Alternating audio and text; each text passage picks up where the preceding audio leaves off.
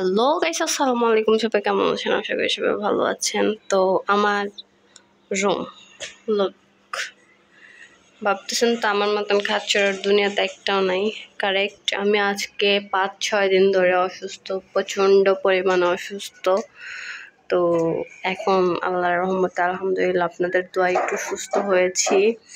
তো এই যে আমার ঘরের অবস্থা, চিন্তা করলাম একটু গোছগাছ করি। তো এই যে দেখেন, আজকে ঘরটা গুছিয়ে আপনাদের সামনে কেমন হয় গুছানোর পরে। আর এখন দেখেন, মানে ঘরে ঢুকলেও কিন্তু একটা শান্তির ব্যাপার আছে, তো ওই শান্তিটা এখন লাগতেছে না।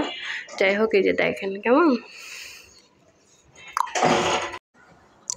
এটা করার মানে ছিল হলো সবাই তুড়ি দিয়ে ঘর গুছিয়ে ফেলে, তো এরকম আসলেই না। তুড়ি দিয়ে ঘর গুছানো যেন অনেক কষ্ট হয়েছে ঘরটা গুছাইতে। তো এই যে দেখেন ফাইনাল লুক। গোছগাছ করে রাখলে কত সুন্দর লাগে, তাই না গাইস? বাট অসুস্থ থাকলে আসলে কোনো কিছুই ভালো লাগে না। তো সবাই জানাবেন আমার ঘরটা কেমন লাগলো আপনাদের কাছে। গরিব মানুষ ভাই, তেমন কিছু ঘরের মধ্যে নাই। আর আমি সবচেয়ে বড় কথা, আমি ঘরের মধ্যে গ্যাঞ্জাম পছন্দ করি না।